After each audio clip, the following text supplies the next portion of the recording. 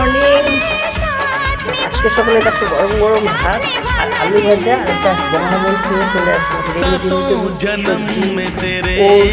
Chowmein, সুজি, পোহা সবই খাই।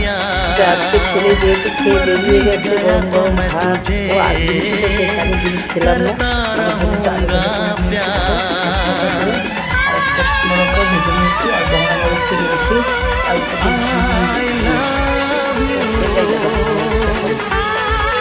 খেয়ে গেল।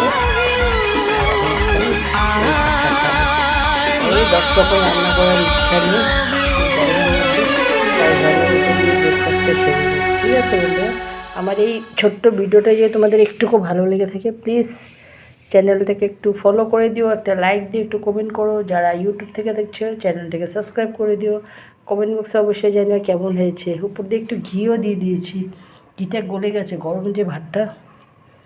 ঠিক আছে, এই হচ্ছে আজকে আমার ব্রেকফাস্টও বলতে পারো আর সকালের খাওয়াও বলতে পারো। ঠিক আছে, আবার নেক্সট ভিডিওতে দেখা হবে দুপুরবেলা। ঠিক আছে বন্ধুরা, টাটা।